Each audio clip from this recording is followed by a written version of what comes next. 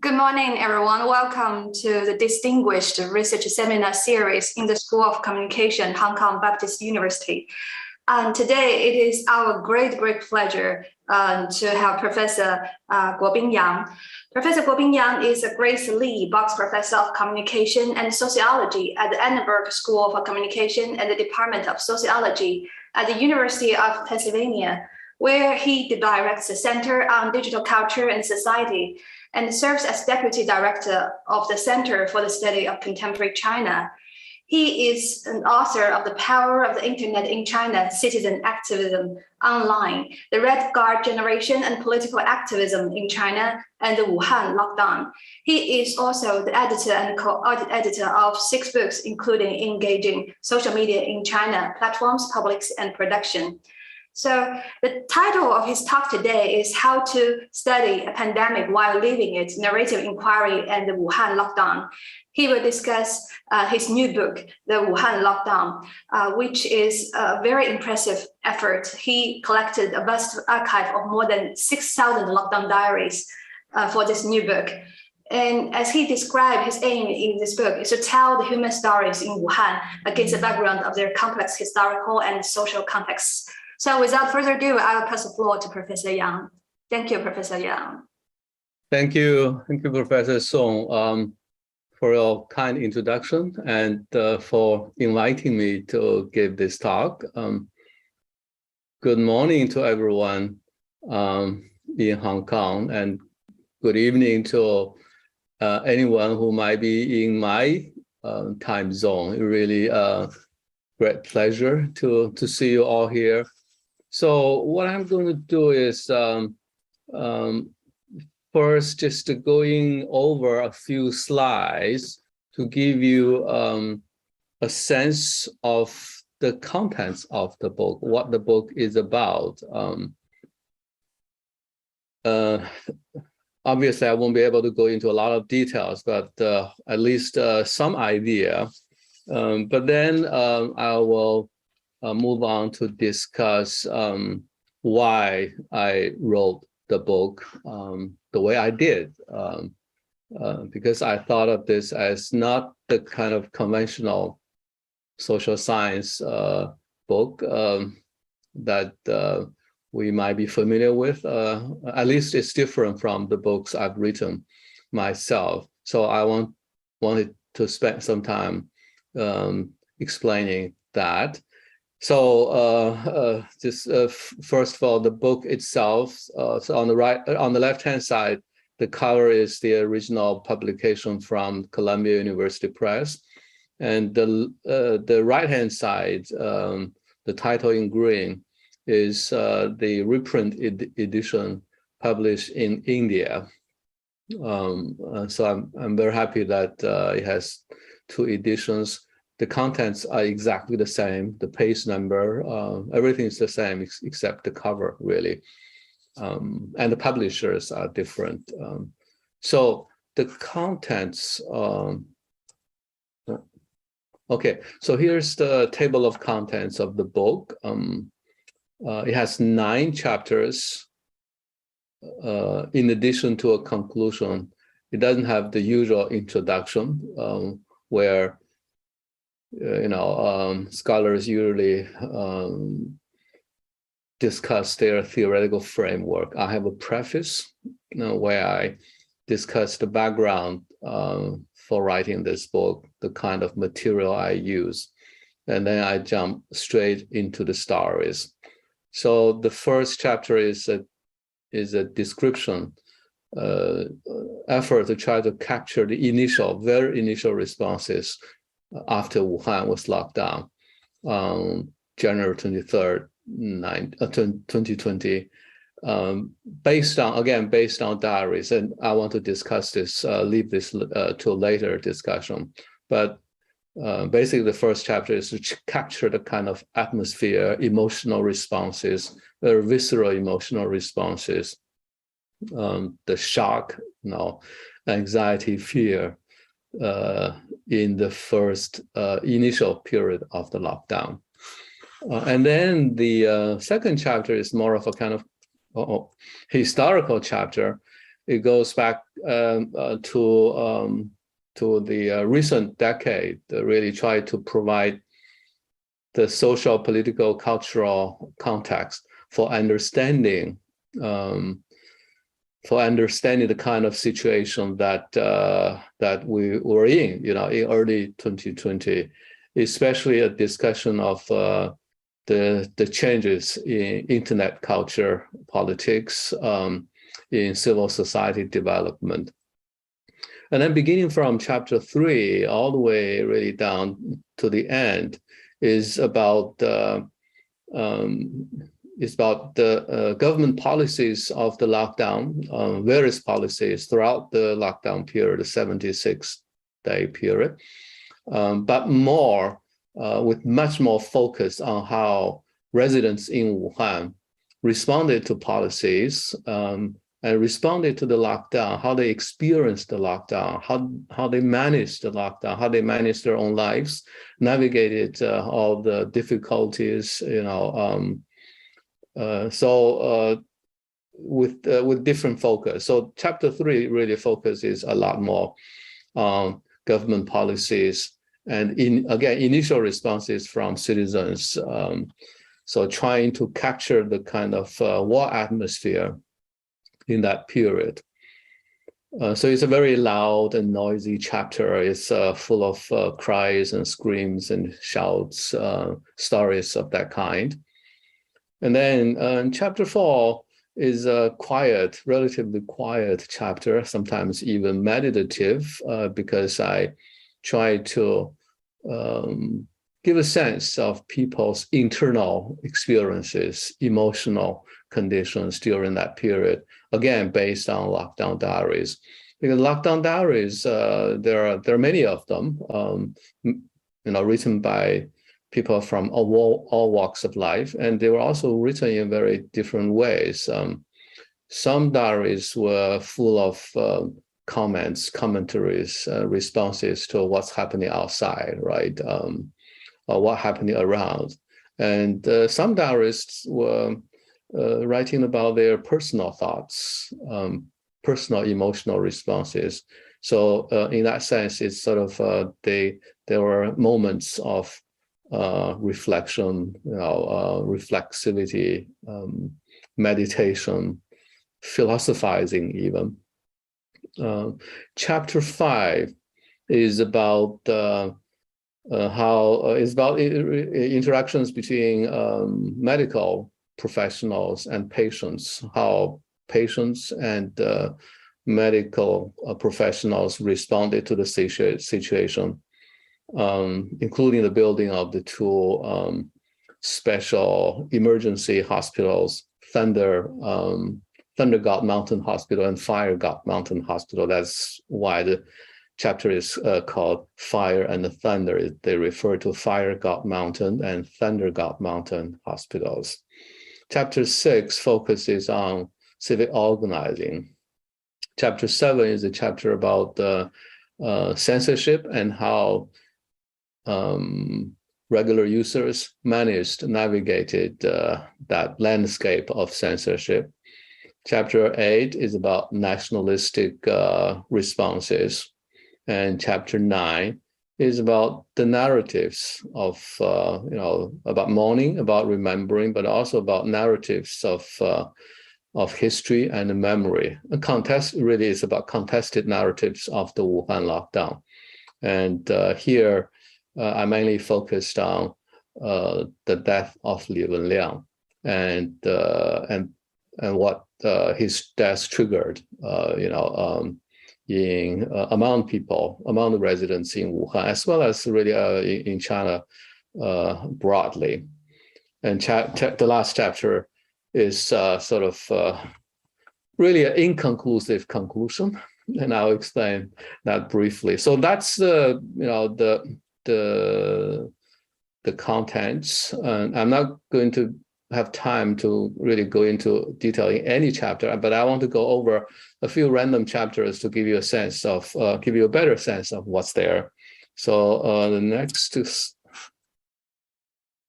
next slide. This is the section titles in chapter 3, which is called People's War. And so this chapter has 1, 2, 3, 7, 9 sections. It's a relatively long chapter. Hardcore referring to the state policies, hardcore policies, and how state agents, including village leaders, right, and community volunteers, worked hard to try to implement these kind of policies. Loudspeakers was about the use of loudspeakers in this period, but also provides an opportunity for me to offer some historical context. So here I have some discussions about the use of loudspeakers in the Cultural Revolution period. So here is one thing I would like to emphasize. Basically, in the chapters, I try to tell stories by presenting various snapshots of scenes of stories and these stories always have characters, people in the story. So that's all these happened right during the Wuhan lockdown period, and these or most of these stories were based on the lockdown diaries. Although a lot of the stories are very well known because they were widely circulated, and they became stories. Really, they became public stories through social media. They became viral, right? But then a lot of the diarists also wrote about their personal responses, reactions to these kind of public events. What I felt was important, but often, missing, in a regular newspaper story, for instance, there's no space to provide that kind of context. But I felt that it's important to provide as much context as possible, including historical context. In this case, loudspeakers, for instance. I just switched into a discussion of loudspeakers during the Cultural Revolution period to provide a kind of historical context. And in other cases, for instance, later on, the chapter 8, COVID nationalism, I have a section on the so-called wolf warriors. And then I added more than one section, a couple of sections to provide cultural context. One of those sections is wolf totem. I have a relatively long discussion of the novel Wolf Totem and the culture, the changing culture of the wolf, or the image of the wolf in Chinese culture. So that's something I wanted to emphasize here, and maybe we can come to. I can talk more about the kind of context, but I felt that I would like to provide as much context as possible. Actually, another example here. There is the story of the gong beating woman. A lot of us who are following the story, you probably still remember, right? These early days of the lockdown, a young woman was knocking on a wash basin on the balcony of her apartment, just crying desperately for help because her mother was diagnosed with COVID but couldn't get into a hospital, so she was crying out for help, beating a wash basin. But she was immediately labeled gong beating woman, 敲锣女. And then there is a culture of gong beating, a long history of culture of gong beating as a form of protest, 敲锣鸣冤, right? So, and then I just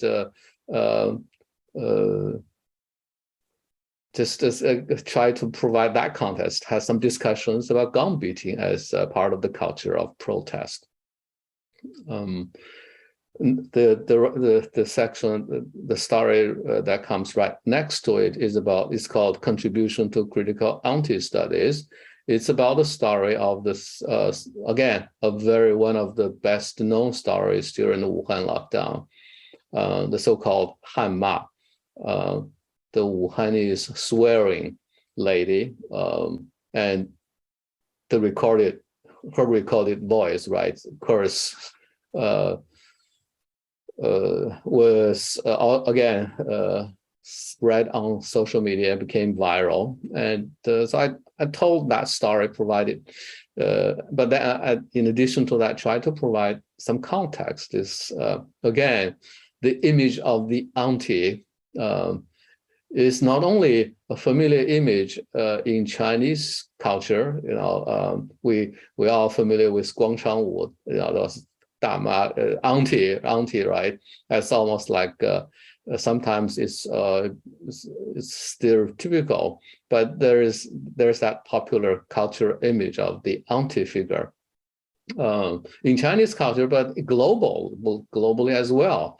And so there are scholars who've been studying aunties as protest figures, aunties as unruly figures in various cultural contexts. It's just fascinating story, and that immediately I feel that this is a Chinese auntie story, and I try to provide a little context of that. The kind of scholarship about aunties in other cultural contexts. So this is chapter 3 about called People's War, and I hope that gives you some sense of the contents of this chapter. Okay, chapter 5 is a slightly shorter chapter, as you see from the number of sections. I have 7 sections. Chapter 5, Fire and Thunder.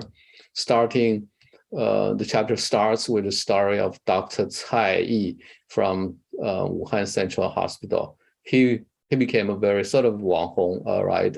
Almost a kind of internet celebrity by posting stories that was happening around him, as well as, of course, his own stories in the middle of the lockdown. He wrote with great humor, but also with great emotional commitment, full of pain, full of emotional, right, expressions in his stories, but also full of humor. And he wrote in a very, appealing style. So the Wang Min, netizens, sort of dubbed his style the pain style, 疼痛体. It also just happens because he was the head of the pain department in their hospital. It's a fascinating story of one individual, as well as, of course, he recounts the stories of all his colleagues who died in the lockdown. And as we may still remember, Wuhan Central Hospital was I think had the biggest number of casualties, lost lives to COVID in that period. So, and then the Anian story, Abu story, these are patient stories. And again, I felt that this chapter is about patients, is about medical professionals, and then we have a long history in the recent decade of difficult relations between patients and medical workers. But now, in the middle of the pandemic, we see a great deal of solidarity, mutual understanding, cooperation. But it's not always like that. So I try to provide some context about these pre-pandemic relations between patients and medical workers. So that's that chapter. A series of stories and some context.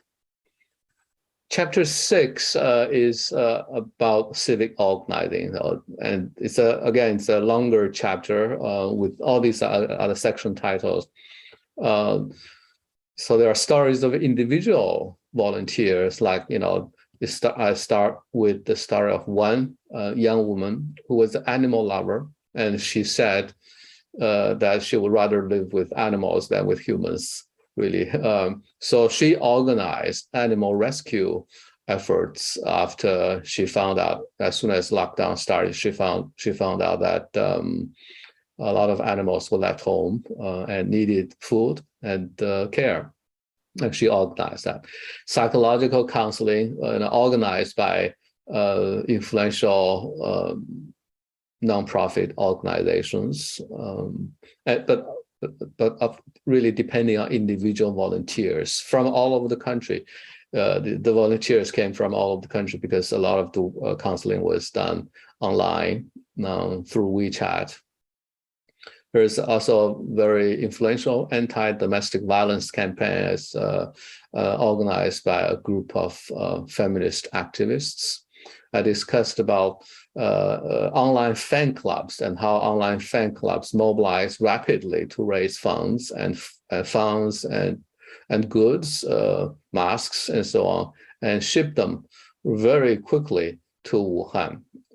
Very efficient organizing by online fan clubs, and then follow with a longest discussion of one case, it's called "Stand by Her" in English. Again, group of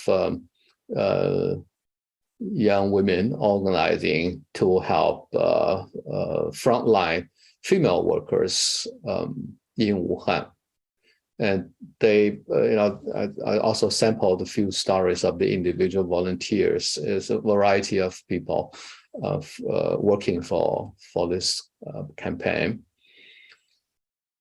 And then toward the end of the chapter, again, I try to provide some context because we often would ask, in China as well now, in these kind of moments of major crisis in the past few decades, NGOs have played a very important role. The most important case is probably the Sichuan earthquake in 2008, which was followed by immediate, rapid, large-scale mobilization of NGOs around the country. Hundreds of NGOs poured to Chengdu to try to work for disaster relief. Very effective, and both scholars and NGO activists themselves afterwards, when they reflected on their work during that period, they were very excited, and some scholars really thought 2008 was China's year of NGO. So after the Wuhan lockdown started, some observers, commentators may wonder, where are the NGOs, right? There are some of them, like those which organized psychological counseling. There are various kind of NGOs still operating, but both in terms of their numbers and in terms of their visibility, cannot compare with 2008.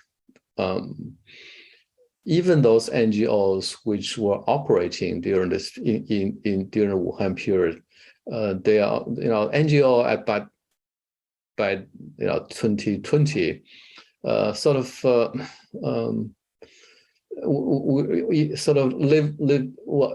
existing in a different kind of social and political environment, I should say, so that I think a lot of the NGOs were trying to do low-profile work, and instead of trying to attract a lot of attention, because some kind of attention, unwanted attention, may bring trouble. So, in contrast to the relative low-profile invisibility of NGOs, we see mobilization of large online fan groups, as well as individuals using WeChat. So here I try to provide some context and some discussions and comparisons between really civic association activities in these two periods in order to understand some of the changes. We did notice, and I think this has also been observed by other commentators, that women played a very important role in the civic organizing during the Wuhan lockdown, in various kind of functions. All these major cases I mentioned, discussed in chapter, it's women tend to take leadership roles, major organizers, and I try to understand why that was the case, and by tracing a little bit of the recent history of the rise of the Me Too movement, feminist activism, and so on. So that's chapter 6 on civic organizing. Let me see. I think I have one more chapter, maybe two, the conclusion. Chapter 8 is a very long chapter. And it's a difficult chapter to write. And chapter 8 was not originally actually in my plan. When I wrote my book proposal in March 2020, I only had a plan to write 6 chapters. So the current book, final publication, has 9 chapters. So it's added later on. That's because in March, nationalism was still not, there were always nationalistic sentiments, of course, but not expressions of nationalism, especially from individual diarists, were not as strong as later on. Later on, as we all know, in response to the geopolitics of COVID, really, US-China tech war and all these political international conflicts, there is a rise of nationalistic sentiments in response to this kind of external stigmatizing rhetoric, anti-Asian racism. For instance, Wall Street Journal in early February, that's before COVID hit the US, had kind of an article with the title referring to the segment of Asia, right? That really prompted a lot of protests both here in the US and in China. So I have a discussion of this kind of context, as well as all these subtitles in quotation marks are direct quotes from diaries that I read, where individuals expressed their love of China, and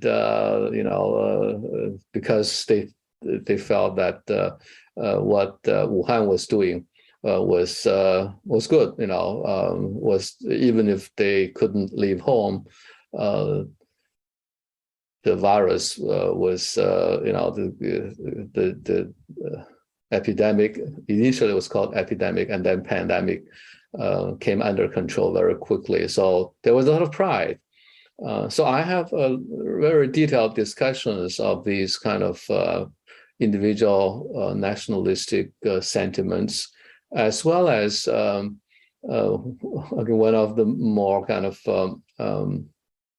public kind of issues, the wolf warrior, Chinese diplomats taking to Twitter, right, social media, to engage in very militant ways, engaging in discourse, COVID discourse related to China. And I try to capture that kind of behavior, but I also spend quite a few sections to try to provide more context. So the Wolf Totem section, I have a section about China's media's global aspirations, the style of global populism, and so on. And in general, whenever we talk about emotions, in nationalism, the importance of emotions in nationalist expression. So it's a very long chapter.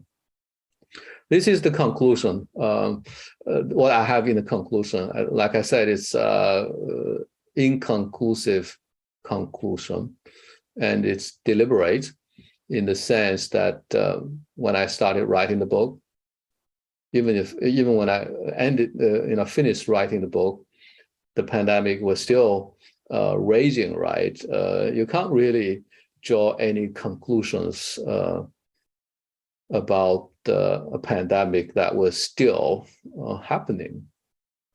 So what I try to do is try to highlight a few themes, and I highlight 4 themes in the conclusion, which I call politics of appearance, active citizenship, moral feelings, and digital infrastructures. And, basically suggesting that a configuration of these 4 themes can help us understand a lot of the stories that I try to present in the various chapters. So I didn't try to reduce this to a number of propositions, but I wanted to leave some room for open interpretation but I thought these at least a few of the important unifying themes across different stories, both individual stories, stories of government bureaucrats, volunteers, and so on.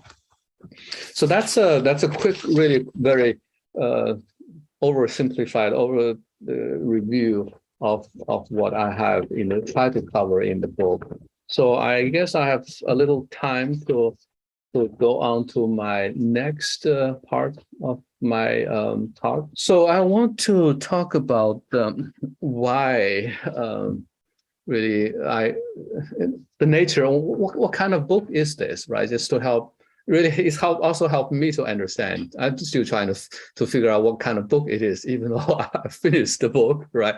But I hope it will also be helpful to you guys. So the book is mainly based on lockdown diaries, as Professor Song mentioned early on. The main material I use are lockdown diaries, but of course I also use other materials, media, social media, a lot of public accounts, WeChat public accounts, including public accounts of Wuhan city municipal government. They issue all kinds of notices. And then press releases, press conferences, both at the provincial and at the central level, all kinds of documents. But most important kind of material I use are lockdown diaries. And when we think of diaries, we know that diaries are personal stories. We write diaries about ourselves. Oh, we also write, in our diary, write about others, write about things happening around, even in very distant places. But even so, the self is the center of diary writing. Diary writing is a genre of writing that really focuses on the self, a personal writing. And in a way, what I try to do in the book is I try to construct a story of Wuhan based on all these personal stories, all these diaries, right? Diaries are also written in all kinds of genre during the Wuhan lockdown. Mostly, of course, there were texts written, the traditional kind of textual diary posted, except that they were posted on social media. And then when they were posted on social media, they were, that's an important difference from the traditional diary, because on social media, everybody can read this and readers can comment, can leave comments. And there are a lot of interactions between readers and writers and diarists and among readers. And in some cases, diary communities emerged, and these communities themselves, also became very important part of this writing process. So it's not only a genre of writing on social media. When diaries are posted on social media, they became really a very important form of social formation, we might say. Question is, why did so many people write and post diaries on social media? That's something that, a basic question we needed to think about. There was really explosion of lockdown diaries from the very beginning and throughout the lockdown period. A lot of the diarists wrote for the entire period, entire duration of the lockdown, 76 days. And they would, of course, in their diary, counted the days, even though they never, especially in the first period, nobody knew how long the lockdown was going to last. And they were prepared just to continue to write until lockdown came to an end. So they had to persevere and to write. It takes a lot of effort. Some diarists wrote about how, it's after a day's work, I'm so tired, but I still have a diary to write, and I should really go to bed, but I really don't want to go to bed without finishing my diary. It's a lot of hard work. Why did they do that? That's an important question. For me, for my writings, but also for my understanding of the experiences of the people in Wuhan. So some of them explain that they realized that the lockdown was an unprecedented historical event, and they wanted to document their personal lives and experiences to leave some record for posterity. So that's a kind of awareness of the historical significance of the event among the regular, ordinary people, residents, and they wanted to start with themselves, right? So that's one kind of motivation. Another one is really a kind of very common motivation for writing diary. Diary writing as a form of self-writing was about managing your personal schedule, managing our daily life, right?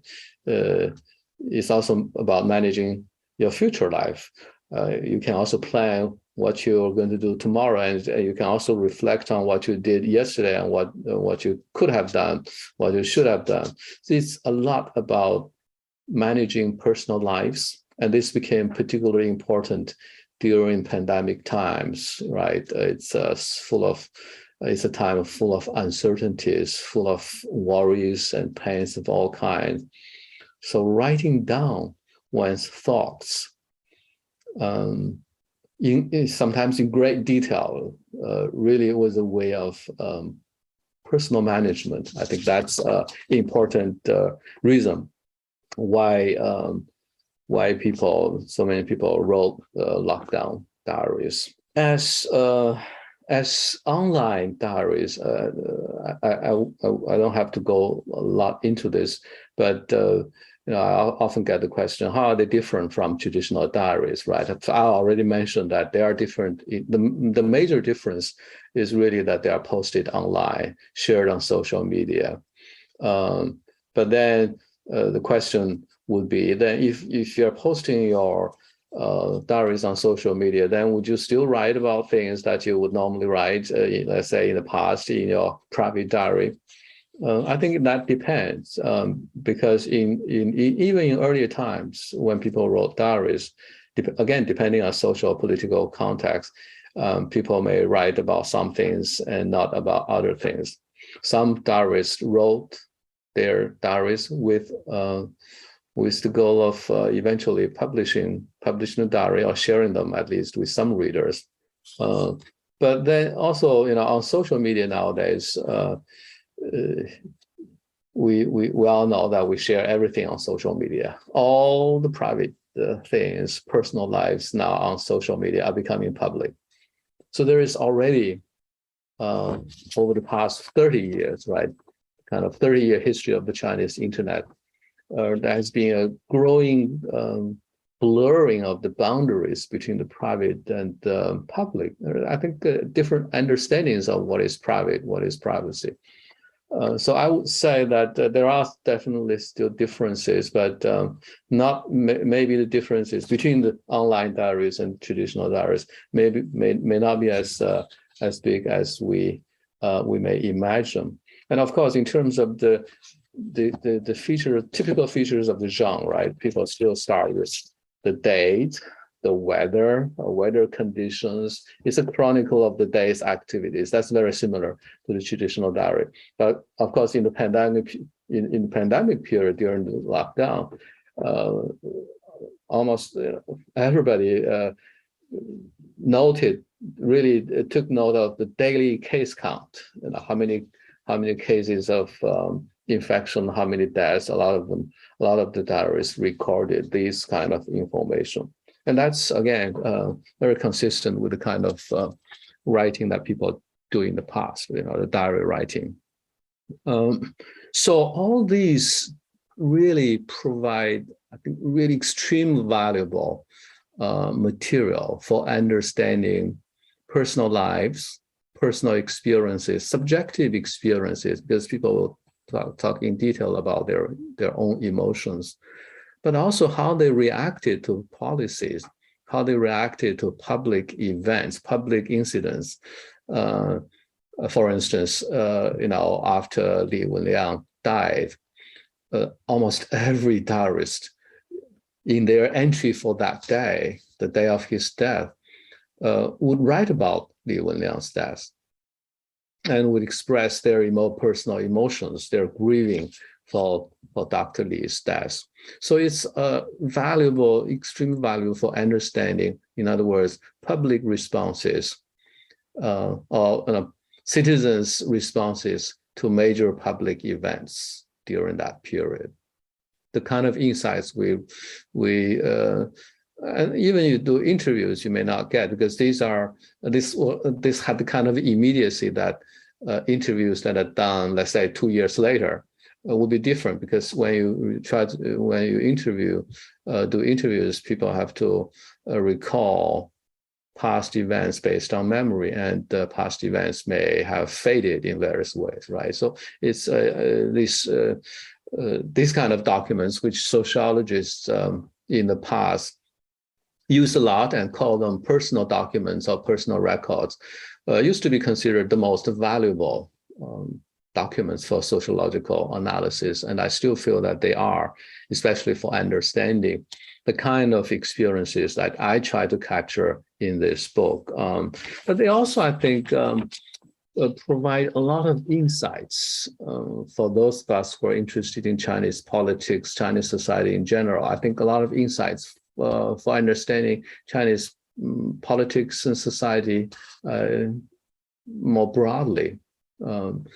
So almost like provided a window, numerous windows into many different aspects of Chinese life from different angles. Because the diarists I didn't mention, the diarists came from all walks of life. Of course, they're all urban residents, but even so, they're a very diverse group of people. There are students, retirees, patients, right? Doctors, volunteers, writers, as well as writers we know, well-known writers, delivery drivers.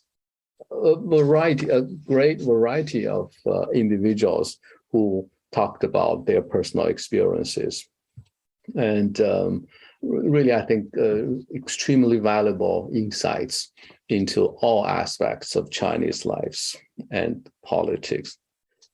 So because of the availability of this wealth of material, as soon as the lockdown started, lockdown diaries began to appear and exploded. And I immediately started collecting these kind of documents, partly because I have a history of using personal documents in my earlier work. In the Red Guard, in my book on the Red Guard movement, I use letters and diaries from the Red Guard and former Sandown youth generation. Even in my book on the internet, online activism, I use personal narratives about personal internet use. I think that's a long time ago. I did research, and with the help of a research assistant, we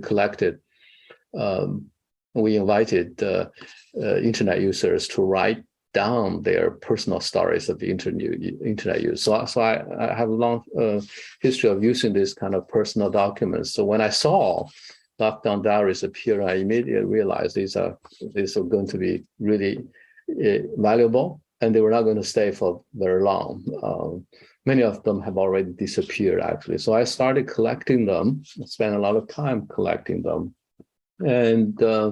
And then when I started thinking about how to write the book and what kind of book I was going to write, it also really, I felt that my main goal would be to tell the stories of these people and to tell the stories of the lockdown based on my reading of these individual stories. So in that sense, it would be a sort of a different kind of approach to a book writing, social science book. And I did not wait to come up with a theoretical framework, a theory to explain something, right? I started by by assembling stories, by writing stories and putting stories together, putting different kind of stories, pulling them together to see how they might work. So in terms of how I use this material, really, I read so many diaries, and many of them read multiple times. This iterative reading, I guess, in qualitative research methods, we're probably all familiar with this kind of approach and grounded theory, right? With intensive and careful iterative reading, important themes would emerge. Because some diaries you will see similar issues being discussed by many diarists. So a number of important themes began to emerge, and that's how I came up with my chapter titles. Each chapter covers one major theme. And each theme, then, I try to develop the theme by telling individual stories from the diaries. So that's the kind of broader approach. So here is a very important question, right?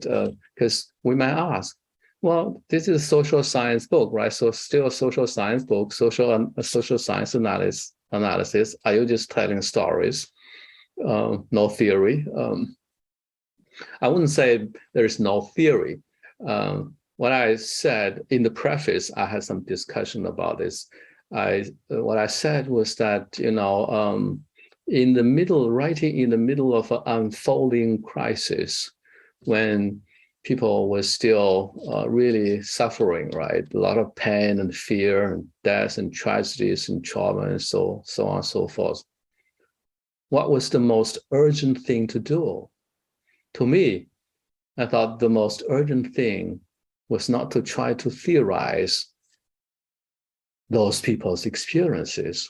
I do not think of those people as people out there. I think of, these people, like I was almost together with them because I had my own families back in China, not in Wuhan, but in China, my wife's as well. So the most urgent thing I believed, and I still believe, was to tell their stories, especially in the social political context where their stories were not told as much as they should have been told, right? The mainstream stories tend to ignore the stories of ordinary people. And we also know from history that the experiences and stories of ordinary people tend to disappear from the master narratives of history from the past. So all these stories, so precious, so important, of so many people, will very quickly disappear. And the task of a social scientist in the middle of a pandemic like this, I thought what we can do first was to try to document, record, and tell their stories. So that's my one of the considerations when I was thinking about how to write this book, what kind of book it might be. But then, of course, for those of us who are familiar, work in the area of qualitative research methodology, we also know that stories are not as simple as they might sound, right? Many scholars have written about the importance, really the central importance of stories to human existence. That humanity is a storied, is storied life, right? Human beings are storytelling animals. That's what one of our earlier deans, George Guobin, I think, has an article about human beings as storytelling animals. Many scholars have written about the importance of stories, not only as a way of capturing important human experiences, but also making the argument that human experiences have a storied character. In a sense that that's another reason why so many people are writing diaries. Even if they're not writing diaries, we all in our daily life tell stories of all kinds as a way of making sense of our lives, right? Give meaning, give coherence to seemingly disconnected events and happenings. That's what the diarists were doing. And even those who are not diarists, who are not writing diaries during the lockdown, who may not be in Wuhan, everybody was telling stories. Everybody was, when we communicate, we tell stories. Stories themselves are explanations, because by telling a story, we provide a rationale, we provide a motivation, right? We give coherence to some seemingly unconnected events.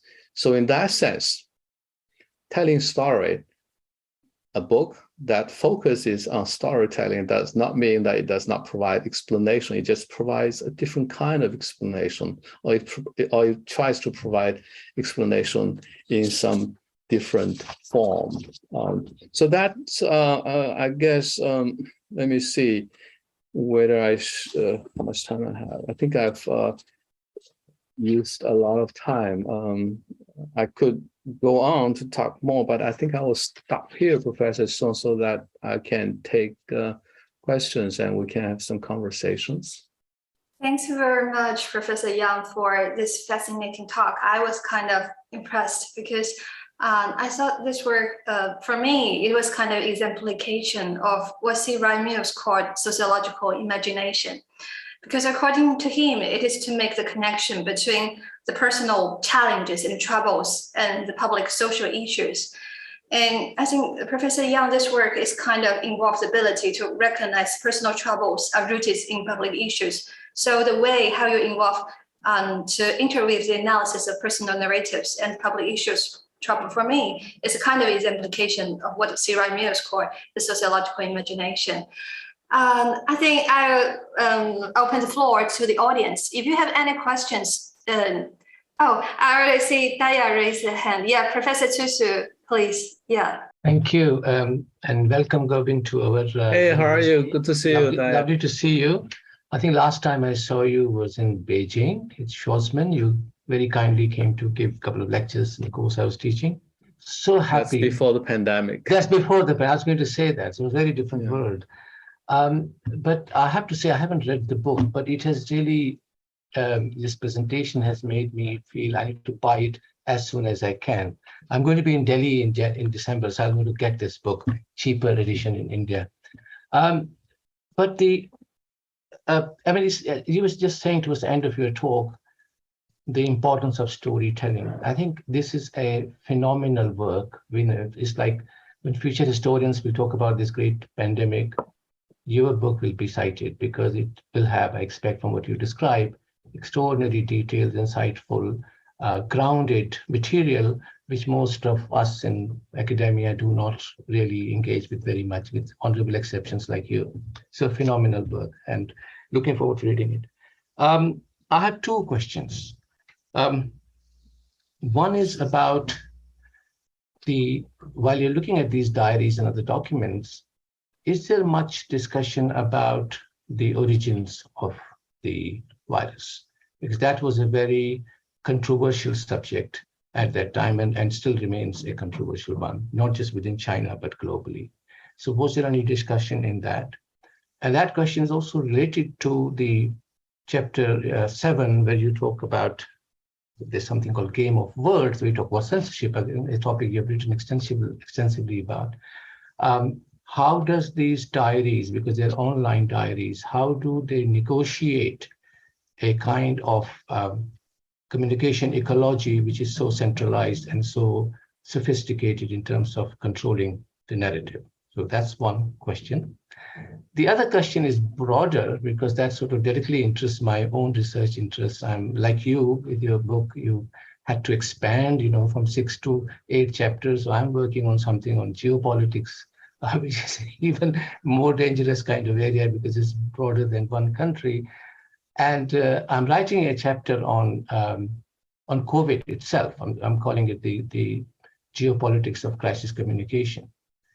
And the kind of international dimension of it, for example, vaccine nationalism. We tend to forget that the first COVID vaccine was actually developed by Russians, Sputnik. And even today in 2022, WHO has not recognized this as a vaccine that can be distributed around the world. So the kind of international aspect, in the sense that when you talk about, nationalistic discourse in your COVID National Chapter 8, how does the global debates happening in relation to COVID-19, for example, vaccine politics, for example, Wolf Warriors, the Chinese government trying its very considerable effort to provide medication and vaccines to various parts of the world, including in Europe. Do you deal with that? And if you deal with that, how do you do that? And one final thought. Wuhan diary was published by Fang in very early stages of 2020. It was a self-published, I won't call it a book, but it then became a global phenomenon. It was translated into English, in German, actually not, again, very early, I think it was June 2020. So what do you discuss that diary, and how does that fit in your research? Because that was, again, a very kind of internationally noted and commented record, partly because it was critical of the government policy. Thank you. Thank you, Daya. Those are wonderful questions. They're all very difficult. So I'll try to respond quickly so we can take more questions. The origin question, when you begin with the origin of the virus question, the earlier diaries, people talk about their origins at the very beginning of the lockdown. Some people would talk about, the virus coming from, it's almost all referring to the story that we are familiar with. What is the market, the seafood market in Wuhan. That's what I remember. And then people no longer talk about the origin stories. Some earlier references to this question.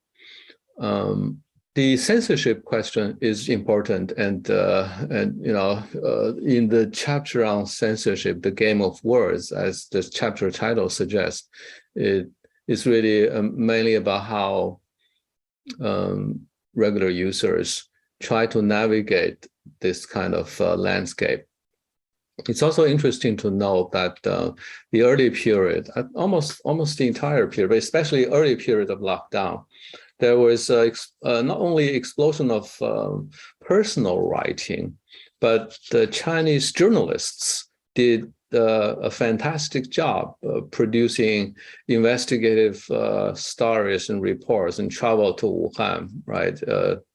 Caixin, for example, but many others wrote very in-depth stories, reports. So there was, and that's of course surprised some observers, given our understanding of the changing media environment in China. But that's sort of kind of a point I'd like to make, which is that, and that's sort of in a way in my book, and the way I approached the entire in Chinese politics and society in general, is that we understand there are institutions, there are structural conditions that are powerful, that are there. But we also know that citizens are active. That's why the final chapter we have a section on active citizenship. That under certain conditions, such as during crisis, during important kind of emergency situations, there might be this kind of sudden outburst of expression, both from citizens, individual citizens, and from, there was that opening of institutional media. especially commercial media. Having said that, much of the chapter is about how both individual journalists managed to publish their diaries. Individual diarists managed how to publish their diaries on social media, or how they were not able to publish their diaries on social media, right? One common strategy is that people would post their diaries on multiple platforms, on Weibo, but at the same time on WeChat. On WeChat, one public account, WeChat people would set up public account to publish their writings. If one public account does not work, they'll try to use another public account. That's the case with Fang Fang's diary that you referred to.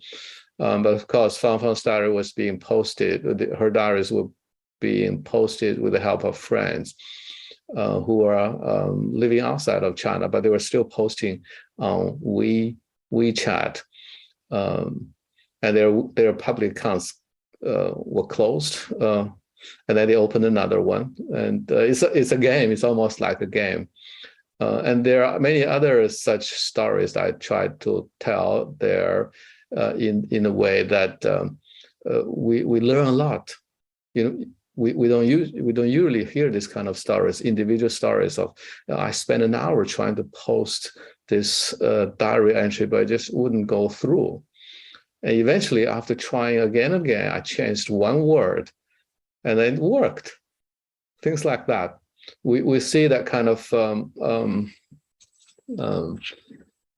very interesting, but also sometimes very skillful way of managing the context. We also know that readers, or diary readers, Chinese internet users, are also very savvy and understanding this context. So a lot of people, again, using Fang Fang's case, Fang Fang sort of had a habit of posting her diaries midnight or even after midnight. A lot of people would wait until midnight to read. First of all, they waited for her to post her diary, and as soon as the diary was posted, they would save it because they knew the diaries may disappear very quickly, and people would write about this in their own online. I'm waiting. Why not? Why wasn't she still publishing it? So they wanted to see the diary as soon as it was posted, just in case they disappeared. If they waited until the morning, then they may not be able to see them. So that's another way of managing censorship, the kind of environment. So the whole chapter is really about this, and there are a couple of cases about relatively detailed cases. I think the key point I wanted to make really is that given this kind of environment, it's quite remarkable that both individuals and media, commercial media especially, were able to voice their concerns, to express themselves. Okay, so that's the censorship question. Next question is about, well, now that since I mentioned Fang Fang, you asked about the Fang Fang story. I did talk about Fang Fang in various chapters in relation to various themes. So in the chapter on censorship, I actually have a section, I think, on Fang Fang, because Fang Fang in her diaries, what she talked a lot about was about positive energy and negative energy, because she was criticized. She was being attacked for writing diaries which were full of negative energy and didn't have enough positive energy. And she was just having an endless debate with her readers, her critics, about how positive energy was almost like was used as a tool for internet control. So in that context, I talked about her diary and her writing. In the chapter on lockdown diaries, I also wrote about her as well. One of the key themes of the chapter on lockdown diary is about diary writing as an art of endurance as performative art of endurance, in the sense that once you write something, you have a plan to write a diary, and once you post the diary, it's out of your control. There are a lot of things that you cannot anticipate. And then you may get unwanted attention. She got a lot of unwanted attention, and the way she managed that. So I talk about her as well in that context. I would like to add, though, that even though Fang Fang was sort of a well-known figure, she was well-known before the lockdown because she was a very famous writer, novelist, and therefore her diary attracted extraordinary attention. I'd like to emphasize, what I wanted to really emphasize is that there are so many diary writers during that period, that they all cover different aspects of life. And it's important to look at the diaries of a broad range of writers, right? So I love a lot of quotes from other diaries. So Fang Fang, in other words, is one character among a very large cast of characters in my presentation of the Wuhan drama.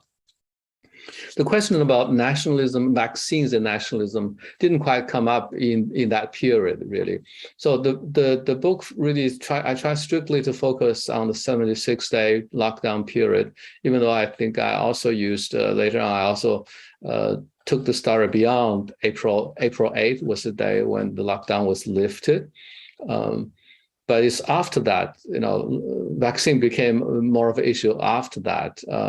So not much of, really not as important, I would think, as many other issues I discussed in the book. So even in the chapter on nationalism, the vaccine issue didn't quite come up in people's diaries. It's really about the, anti-Asian racism, the kind of rhetoric about, Wuhan virus, right, and how Chinese citizens responded to that very stigmatizing rhetoric. Thank you. Thanks very much. Thank you. The very reverent response from the audience. I'll just follow the order. I just see the order you raise your hand. So how about Anilesh? Yes, thank you. Thank you, Professor Song, and thank you, Professor Yang, for that fascinating talk. I'm a PhD candidate here, so I would say that I'm too small to give you a compliment. I would just send my admiration for the fascinating work that you have shared. But it's also reassuring for people like us, young academics, not that young, but still young academic, to see that in a world where we are really increasingly fascinated with statistics and data, you're coming up with stories. So this blend of academia and stories is really refreshing and reassuring for people like us. So thank you for that. Now, my topic of interest is nationalism, because that's broadly my PhD topic. So although, of course, Professor Tusu asked about vaccine, but my question is about nationalism in China, because there are different types of nationalism even within Chinese borders. Like this, there is a state nationalism and there is ethnic nationalism going on. So, during the course of your research, what was the kind of nationalism that you saw in public sphere, if any? And how did you reach a conclusion that what kind of nationalism was emanating, whether from government narratives or whether from people's narratives? Does it make sense? Yeah, it is. It's a really important question, and also a very big question. I'm not sure I can respond to it adequately, and not even my chapter actually answer that question, because I didn't try to say what kind of nationalism it is. I want to understand why certain individuals express their nationalistic sentiments in those particular ways. So here is an example, and this example I documented in that chapter. It actually has something to do with Fang Fang. So this diarist, this person who wrote about this story, had a kind of very close mother-like figure aunt. He calls her aunt. and they are in the same WeChat. So he has been posting Fang's diary, forwarding Fang's diary from the very beginning. And the lady was over 70 years old, would sometimes like his retweet or his posting, never really objected to his posting. But after news came out that Fang's diary was going to be published in English and German translations, as we all know, there was a sudden rise of nationalist sentiments, attacks against Fang, including this diarist aunt. She suddenly became very critical of Fang's diary and began to call Fang a traitor, because part of the argument of Fang's critics was that to use the language original used by a lot of people, Fang's diary, because she was so critical of Wuhan government's handling of the pandemic, she was giving ammunition to Western politicians who were eager to attack China, right? So the diarist was shocked by this old lady's sudden abrupt change of mind, that suddenly Fang became an enemy.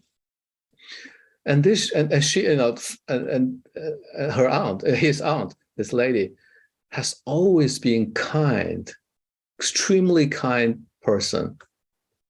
And he couldn't understand. He tried to understand how to understand this abrupt, this sudden change. So that's really one of the main questions that also puzzled me. And I tried to come up with multiple stories to try to understand this. There are other stories, again, a retired couple. And I cited from this diary. They said China is the best country, and they mentioned specifically that as retirees, they were very grateful to the government because recently they had just heard news that they are going to have an increase in their pension, and they were very moved. And they're saying that Chinese government is taking care of the elderly, but then in other countries, they said the elderly were dying of COVID. So that's the kind of stories that they are telling in their diaries. I think one thing that struck me was how, of course, their nationalism was directly tied to their personal well-being, right? To what was happening to them, what was happening to people around them, and that really sort of was very important in shaping their personal attitudes. And that's the kind of context for understanding nationalism. And the important thing here is that another thing I really didn't get time to focus on in my presentation was I present stories, scenes of stories, but scenes are fleeting, episodic. They are changing stories. When scenes change, when contexts change, the same people may behave differently. So what I'm saying here is that, well, this kind of sudden abrupt change of attitude, explosive expression of powerful nationalistic patriotic feelings, they were articulated at that particular moment in response to particular incidents. Often they also refer to international news because all of this international news will be translated and posted on WeChat. So they were very reactive to particular incidents, so very contextual, which also means that for us as analysts, we would want to think about what if context changes? Are they going to behave the same way? Not necessarily. That would be my argument. In other words, nationalism itself is not like you are a nationalist and then you're a nationalist forever. You're a nationalist for one day, you're a nationalist forever. That's not the case. I think we need to have a more contextual understanding of how this happens. Thank you very much. Thank you very much for that. really helps. Thank you. Very interesting. Next, how about we invite Fang Yuan to ask the question? Yes, thank you, Celine. Can you hear me? Yes. Yes. Okay, great. So I'm also a PhD student here. I'm a first year PhD in BU, and I'm also supervised by Professor Tusu. So it's kind of also related to the previous questions in terms of censorship and also nationalism. So basically, as a kind of trend opposite to the nationalism, we also see there will be some like very infurious individuals in this process. They are kind of not satisfied about the government control in terms of the epidemic. That's especially the case if you see that the lockdowns in recent years, when it comes to Shanghai, when it comes to Chengdu, you might I kind of seeing this kind of very also as a kind of thing that there will be some individual perspective being silenced by the government in this case, and I don't know how this kind of individual perspective is there a kind of role of this kind of individual perspective in the whole, the sentiment within the government, within the China environment, and the lockdown size is kind of it's no longer at the city level. It's kind of getting smaller. Like there will be a lockdown in this neighborhood, and tomorrow that might be that neighborhood. And this kind of lockdown is never going to be end. So, for example, I have a friend living in Chengdu. She told me they're kind of getting used to it, but they're still like feeling okay with it. It's kind of very unsettled feeling, and it's going to last more than 76 days as in the Wuhan lockdown. So I'm kind of wondering, how would you feel the role of individual perspectives in the ongoing lockdowns in the post-pandemic China? How do you view this kind of silencing of very active citizens in today's China? And also, you also mentioned that especially these kind of individual stories that are posted on commercial media platforms. But we also see there will be a lot of censorship actions on these platforms, like on Weibo, there will be some contents being blocked. So for me, it's very pessimistic in a way that I don't see that these kind of personal stories or the stories from individuals is kind of being emphasized in China. That kind of feeling makes me feel very sad in a sense. I don't know, what's your opinion on this? Really, thank you. Thank you. Very important question. So a few things is very, again, can only make very simple responses. First is that personal stories, as Professor Song earlier mentioned, also social. They're public stories. They're personal, but they are also social, right? In the sense that not only what people wrote about were more than personal, because they happen to a lot of people, right? Similar trouble, similar issues. But when they were shared, they were spread, right? They were discussed. They became very social issues. So that's one quick response about, because you emphasize personal stories with personal voices. So there are two about personal voices. You're talking about the post-Wuhan lockdown personal voices. I would say, first of all, in the Wuhan lockdown period, personal voices, all these were personal voices. A lot of them were voices of discontent, voices of protest, and almost all the stories in the chapter on People's War were, like I said, I mentioned it was a loud chapter because people were protesting. So they were able to voice their concerns and anger, in many cases, anger and frustration, fears, right? Through all sorts of outlets, whether it's commercial or not commercial, there, WeChat, Weibo, social media, right? Mobile phone, smartphone. So that, I think, despite censorship, they were still able to voice their concerns. And, the question of course, what has been happening in the past 2 years since the Wuhan lockdown, we need more books. We need new books to write. We have to have books about Shanghai lockdown, right? About all these other big and small lockdowns. In many ways, these are certainly, and we read this kind of news all the time. Frustrated individuals can no longer stand the extreme, excessive way of controlling the population, and therefore we hear individual voices. Although I'm sure a lot of the voices could not get on social media or reach a broader public. So the question, I think, for me, when I think about what has been happening since 2020, since the Wuhan lockdown, and I sometimes wonder what kind of book would I be writing if I were writing the book at this point? It would be a much more complicated. It would be a more complicated story. I wouldn't say much more complicated. It would be a more complicated story, because the lockdown experiences since Wuhan had many different dimensions, some different stories.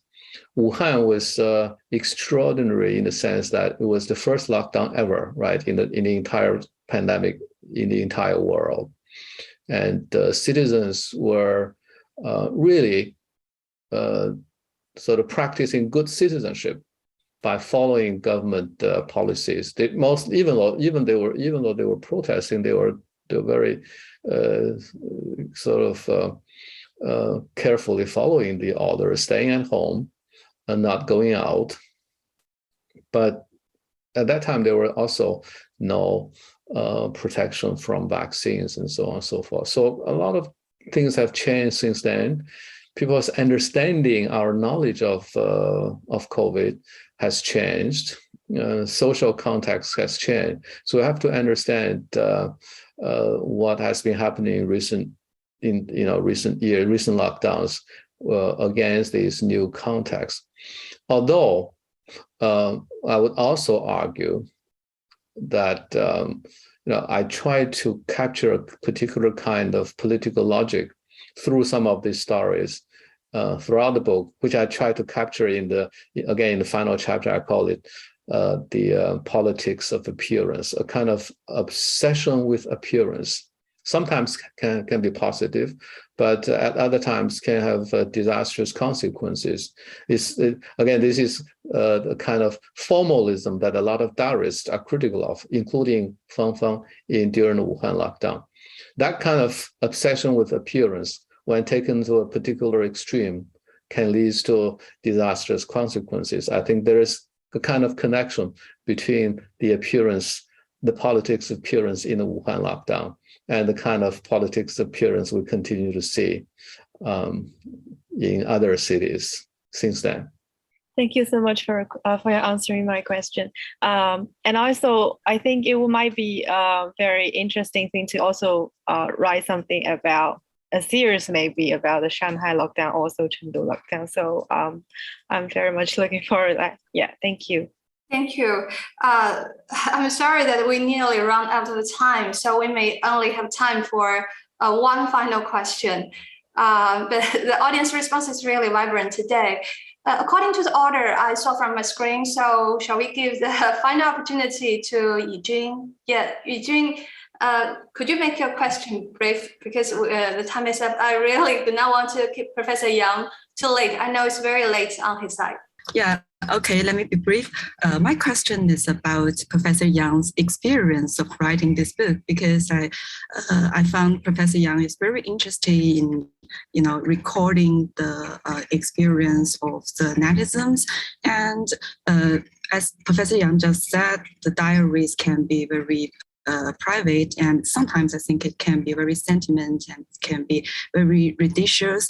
And when dealing with this kind of data, how do you think is different from the other data? And how do you think we as a researcher should locate our position in this kind of, in dealing this kind of data? Should we just keep the sentiment or the residual part of them, or should we just jump out of them? Yeah, that's a really, really important question. And I don't have a good answer to it either, as my responses to other questions. But of course, I thought a lot about it. And so here's what I try to do. The process of writing. I finished writing the entire book within 9 months. I started as soon as I think I started writing in March, and I finished the manuscript in December. That's the first draft of the full manuscript. That of course also includes time for research and writing. We normally spend a lot of time doing research. We spend 10 years doing research, and then we spend 1 year doing the writing. By the time we finished our research 10 years later, we forgot what we did in the first few years. The advantage of doing research on events that's still unfolding is that your memories are still fresh. You still remember everything happened. And then everything that happened yesterday will probably repeat themselves again and again and again in the next period of time. So I've been telling friends in conversation. I understand why, investigative journalists, they write long stories, but they can write very fast. And I always admire that kind of ability. And I thought, now I get a sense of that. You are in the middle of this. You are personally moved by these stories.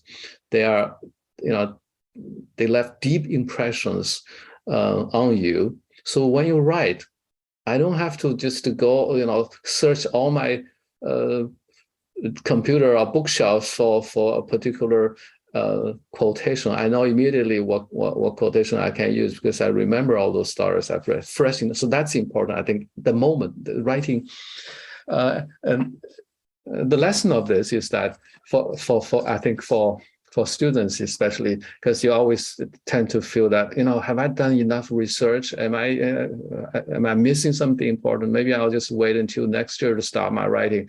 Don't wait. Start writing immediately. And then the other part of the question is really, how do you position yourself? Do we want to sort of keep that distance, so-called objectivity of social science? That's not what I try to do. And of course, that's not just me, because a lot of qualitative researchers, scholars in social sciences been talking about not detachment, but attachment is an important part of qualitative research. Because how do you understand the people that you study, you write about?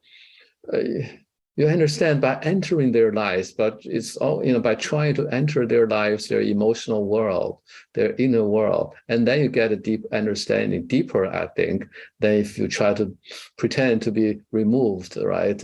Keep a cool distance. I think by being more attached, in Chinese, 设身处地 in a way, and then I think it also it's not bad idea to try to convey that kind of emotion in the writing. It doesn't mean the writing doesn't have to become sentimental. You can still write kind of clear, simple prose, but it doesn't have to be kind of cold-blooded prose either. But like I said, I don't have the right answer, because this is something I think it's art. It's not a science, it's an art of trying to position yourself in relation to what you study, and what kind of distance to keep, what kind of emotional connection you want to build, and what kind of prose you will use to try to convey the experiences and emotions of these people that you write about. I think it's very subtle, delicate. It's very difficult to handle this. I think it takes a lot of practice. So in that sense, my book is experimental. And I'm not sure how successful it is, but I think I'm happy that I wrote it the way I did. Thank you, Professor Yang. I really enjoy reading your work. I enjoy it very much and can't wait to read your new books. Thank you. Thank you, thank you, thank you again, Professor Yang, for your fascinating talk and really phenomenal work. We really warmly welcome you to visit us in person very soon. Okay, so also thank you, the audience, for participation today. Thank you. Bye, everyone. Thank you. Thank you very much, Professor Song, for having me. Thank you. It's such a pleasure to have you.